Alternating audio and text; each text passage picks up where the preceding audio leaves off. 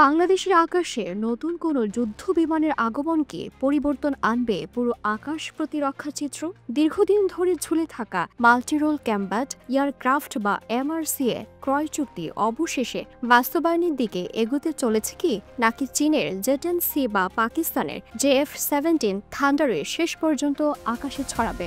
আগামী ৩১ August Italy প্রধানমন্ত্রী বাংলাদেশে সফর করছেন। প্রতিরক্ষা অঙ্গনে ইতিমধ্যে উষ্ণ হাওয়া বইছে। এই সফরকে কেন্দ্র করে ইউরোফাইটার টাইফুন ক্রয় চুক্তি নিয়ে আলোচনা হবে। গত মে মাসে বিমান বাহিনী প্রধান air chief marshal Hasan Mahmud Khan ইতালিতে সফর করেছিলেন। তারা সরাসরি লিওনার্দো কোম্পানির ফ্যাক্টরি পরিদর্শন করেন, যেখানে উৎপাদিত হয় যুদ্ধ বিমান ইউরোফাইটার টাইফুন। বিশেষ আকর্ষণ তার ফ্লাইটে অংশগ্রহণের সময় পুরো অস্ত্রশস্ত্রে সজ্জিত বিমান দেখার সুযোগ হয়, যা বিমানটির বিধ্বংসী ক্ষমতা উপলব্ধি করার জন্য গুরুত্বপূর্ণ।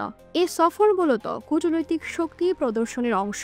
ইউরোপের দুটি শক্তিধর দেশ ইতালি ও ব্রিটেন বাংলাদেশের আকাশ প্রতিরক্ষায় প্রভাব বিস্তার করতে তৎপর। ঠিক একই সময়ে পাকিস্তানের উপপ্রধানমন্ত্রী ও পররাষ্ট্রমন্ত্রী বাংলাদেশ সফরে আসছেন JF-17 থান্ডার বিক্রির প্রস্তাব নিয়ে। ফলে বাংলাদেশের আকাশে তৈরি হচ্ছে এক জটিল প্রতিযোগিতা। ইউরোপের টাইফুন, চীনের জেটেন-সি ও পাকিস্তানের JF-17 সাথে ফ্রান্সের রাফাল ও রাশিয়ার অস্ত্রশস্ত্র প্রভাব বিস্তার করছে।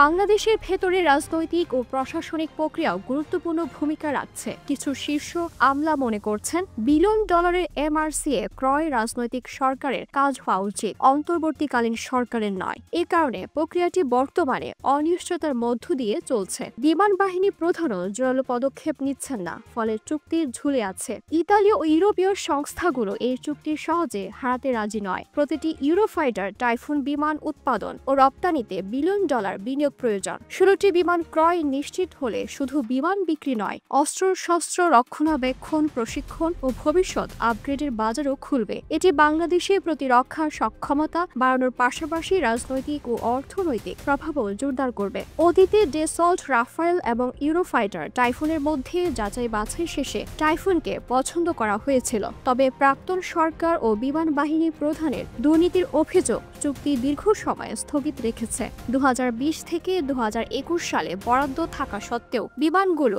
এখনো আকাশে ওঠেনি। বর্তমানে এমআরসিএ ক্রয় প্রক্রিয়া নতুন প্রাণ পাচ্ছে, কিন্তু রাজনৈতিক সংশয় ও ভেতরের শক্তিশালী মহল প্রক্রিয়াকে জটিল করে তুলছে। চূড়ান্ত সিদ্ধান্ত এখন বাংলাদেশের হাতে। সবচেয়ে বড় চ্যালেঞ্জ হলো এই সুযোগটি সঠিকভাবে কাজে লাগানো ও আকাশে নতুন শক্তিশালী প্রতিরক্ষা ব্যবস্থার সূচনা করা। টাইফুন JF-17 জেটেন-সি কে বাংলাদেশ চয়ন করবে, সেই সিদ্ধান্ত পুরো অঞ্চলের নিরাপত্তা, কূটনৈতিক সম্পর্ক ও প্রতিরক্ষা ক্ষমতায় গভীর প্রভাব ফেলবে। দিলরুবা তন্নি, ভোরের আকাশ।